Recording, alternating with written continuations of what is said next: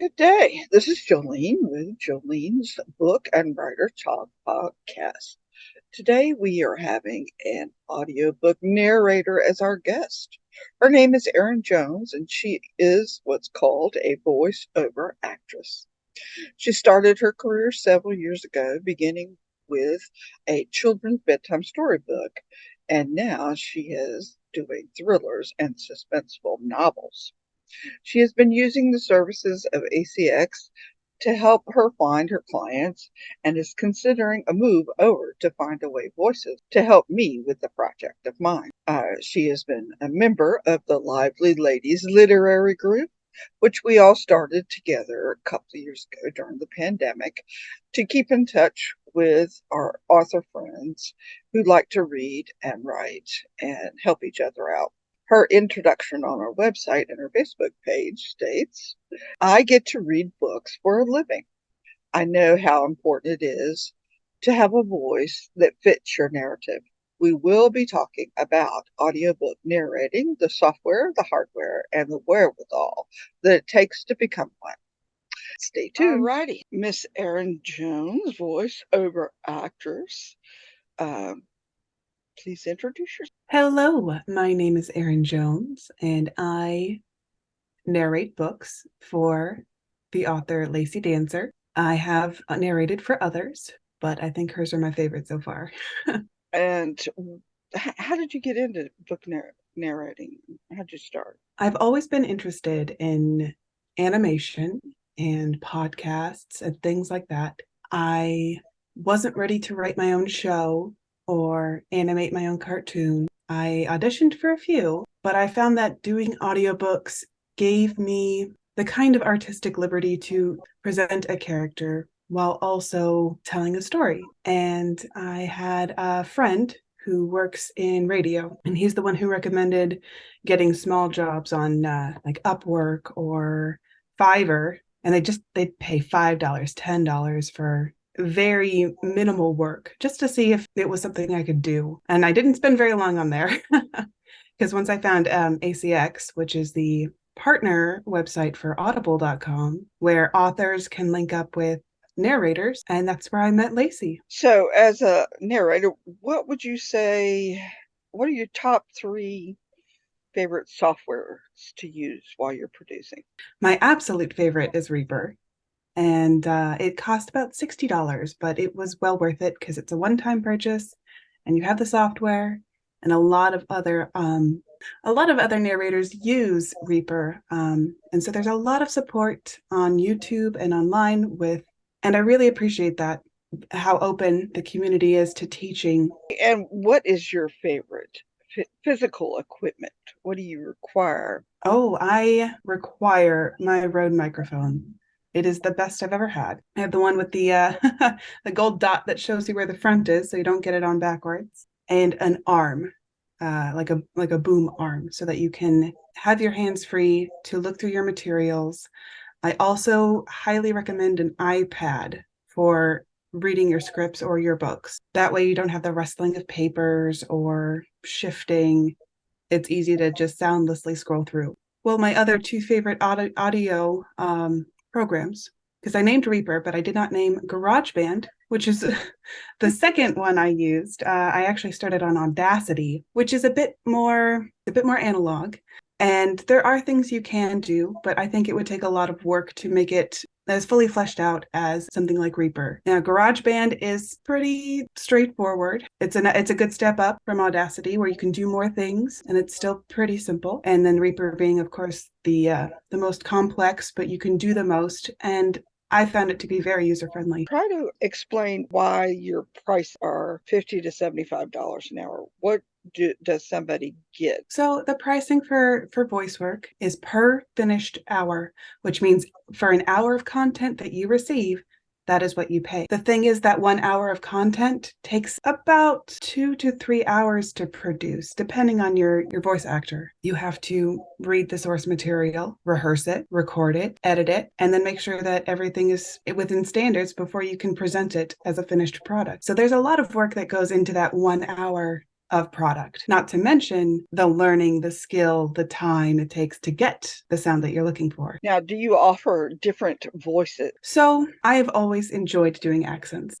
My favorite audiobook is the Harry Potter books because Jim Dale, the narrator, does the different voices, and he doesn't do them in a campy or ironic way. He's genuinely trying to portray these different characters in unique and quite memorable ways. And I found that as a really great inspiration for that. So I try to emulate that, not necessarily do fancy accents to show off that I can do them, but help tell the story the best way that I can. So when you're preparing your work, you go in and highlight the different characters' voices so that you can change your tones? Yes, and I have, if there's been a break in between scenes with the same character, I'll go back and listen to how I delivered before to try and maintain that continuity through the book. There goes that $50 an hour. It's a skill like anything else. Oh, yeah. And what are your, other than Lacey Dancer, who we both know and love, what kind of projects do you normally look? When I first started out, I looked for projects that my son and my niece could hear and listen to. My first audiobook I ever did was a translated book of children's stories, and I absolutely loved it. And my niece would listen to it every night before bed because we were living on opposite sides of the country. And my sister just loved that she could hear her aunt's voice all those miles away. The first people on my mind. Ah, I am part of the First Coast Romance Writers group, and quite a few of those writers write steamy scenes. Is that something that you do? I do, as long as I can remove from my mind while I'm recording and editing that my parents like to listen to everything I put out. Every project I'm a part of, they like to listen to it. And so it gives me a good chuckle every time. Oh, okay. Okay. And for you yourself, what is your top 3 favorite genres that you like to read? I like to read fantasy, like Lord of the Rings, and I like creepy. I think Neverwhere by Neil Gaiman is one of my current favorites. And I do like mysteries. I love me a good Sir Arthur Conan Doyle. Alrighty. And what projects would you never do? I would never do anything hateful or blatantly misinformed. I remember auditioning or wanting to audition for a book until I read the script, or I read the audition sample, and it was a romance written by a gentleman who had a very narrow view of women, and I just uncomfortable and not like something I wanted to do. I also won't work with people or authors who don't care. There was a series of books that I was asked to do where it was just copy pasted articles from the internet, I think from someone else's blog, and it included like advertisement text into the content, and I was like, this isn't, I think we're gonna have to cancel this. This isn't quite right. Okay, what is your view on AI created audiobooks? Well, I think that, I mean, as technology arises, people are going to use it. I don't think it's a bad thing, especially if you're in a hurry or if there doesn't exist an audiobook and you're vision impaired and you want to hear it. I think that it's a good tool to use. I also think it doesn't allow for the emotion that a human narrating can give. But yeah, I think it could be a very valuable tool. Well, Google now offers that service for free for now. I don't know how long that's going to be.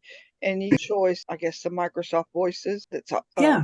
That's open source. So you can choose a woman or a man. You can change the speed and that sort of thing. I think it works for my nonfiction books, but I don't think it's going to work for the fiction book. And that makes sense. That makes a lot of sense. And I like to read nonfiction books. It can be difficult to put a lot of emotion into it, though. Or even a sense of humor. I understand that you're trying your hand at writing. I am. Tell us a little bit about that. I have always enjoyed writing. I really got into it in 7th grade, where I would just write in notebooks all the time. And it was sometimes stories, sometimes whatever, just writing. And I was writing so often, my dad actually went on eBay and bought me a Royal KMG typewriter. I have it to this day. It was refurbished in 1965. It was originally, the brand and that line of typewriters was discontinued in, I want to say 45, 49.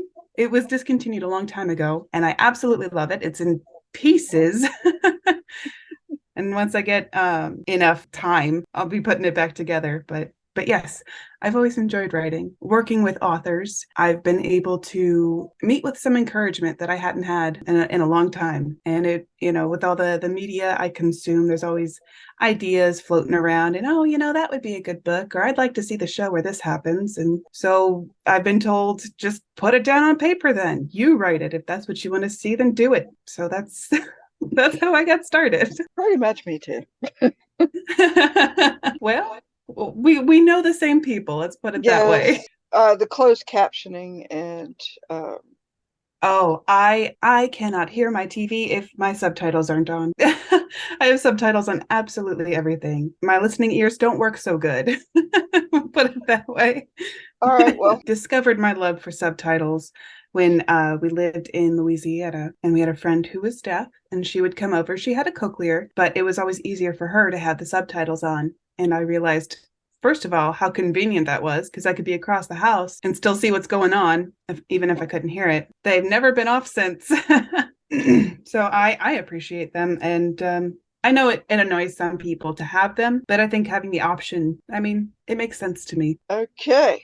Now, this is probably off topic, but you're an artist, right? Yes. I thought so. Have you used any of the AI tools yet? Text I to have picture? oh, we have.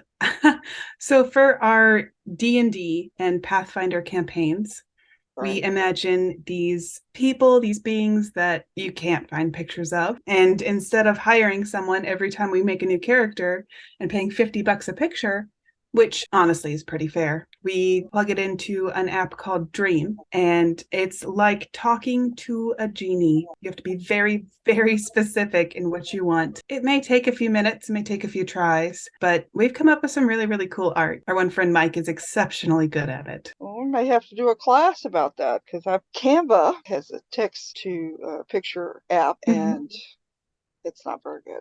I mean, it's had some interesting pictures, but it's terrible with the hands, of course, and with the faces. Yes. Absolutely awful, unless you specify a person, which I think is copyright infringement. Yes, like putting in a famous person's name. We have done that, and then we've taken the image it spit out and reworked that image to kind of delude you. That way, you keep only the features of that person that you really intended, and instead of copying and pasting that face. Have you ever converted any of your D&D campaigns into story? We have not. My husband and he started writing two stories.